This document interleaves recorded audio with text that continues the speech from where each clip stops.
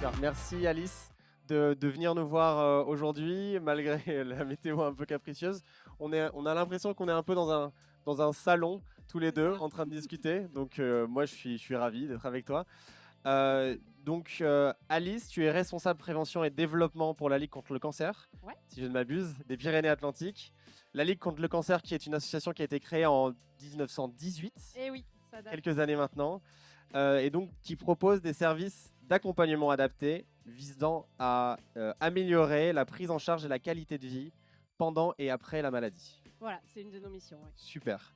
Donc, commençons très simplement. Quelle est la place de la Ligue contre le cancer sur le sujet de la femme, de la santé de la femme? S'il te plaît, Alice, dis-nous. Ok. Donc la Ligue contre le cancer, elle s'occupe de la santé des femmes et des hommes, hein, mais sur la santé de la femme, on va être présent sur tous les plans, aussi bien sur le financement d'équipes de recherche que sur tout ce qui est prévention, promotion des dépistages et l'accompagnement des personnes malades et des proches aidants. Super, les proches aidants dont on va aussi parler tout à l'heure. Et donc, quel est le rôle de la Ligue contre le cancer dans la prévention des cancers féminins aujourd'hui? On s'implique dans toutes les opérations de prévention autour de tout ce qui est facteurs protecteurs, facteurs de risque des différents cancers et la promotion des dépistages organisés. De votre présence aujourd'hui avec Voilà. un stand, j'imagine que vous avez parlé à de nombreuses personnes. Oui, on a vu beaucoup de monde ce matin, on était ravis et on peut aussi bien intervenir sur des opérations grand public comme ça qu'auprès de différents publics en centre social, en milieu scolaire, en entreprise aussi, voilà, pour passer tous ces messages. Super, merci. Euh, Comment la Ligue encourage-t-elle les femmes à participer au programme de dépistage organisé?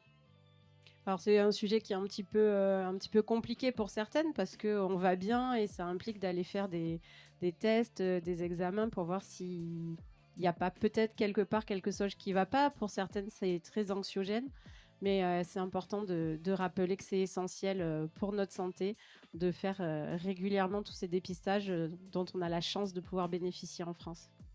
Oui, tout à fait. Et d'ailleurs, quel type d'accompagnement proposez-vous pour les femmes touchées Alors, par un cancer et aussi à leurs proches? pour les personnes concernées, on a ce qu'on appelle des espaces ligues et des antennes qui se répartissent sur le territoire. Donc on est organisé en département. Aujourd'hui, on est là à la fois le comité des Pyrénées-Atlantiques et celui des Landes.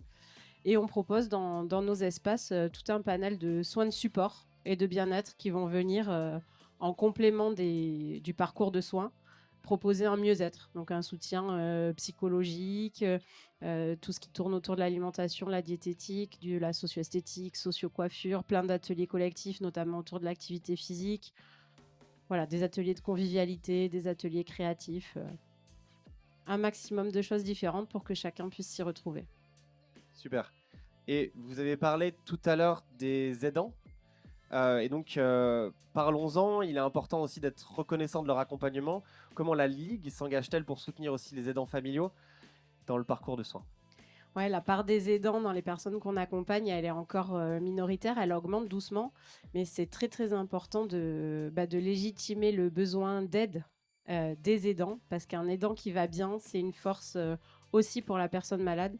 Ça lui permet d'être bien entouré et c'est extrêmement important de venir en soutien à ces aidants qui sont mis en difficulté voilà, dans leur vie personnelle, leur vie professionnelle, leur vie sociale et qui ont vraiment eux aussi besoin d'un espace de soutien. Donc on va leur proposer aussi différentes activités, différentes formes de soutien, aussi bien psychologique que ça peut toucher à tout. On a une sexologue aussi avec qui on travaille beaucoup, qui va aider dans les relations de couple.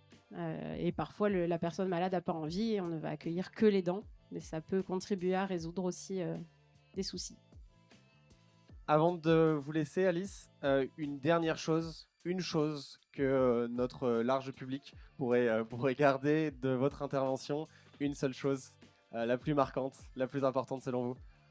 Un des slogans de la Ligue, c'est Ensemble, on est plus fort. Et je pense que ça colle très bien avec cette journée. Et, même si ça s'est bien vidé à cause de la pluie, on a vu ce matin voilà, la force du collectif, la bonne humeur, une super ambiance. Et effectivement, ensemble, on est plus fort.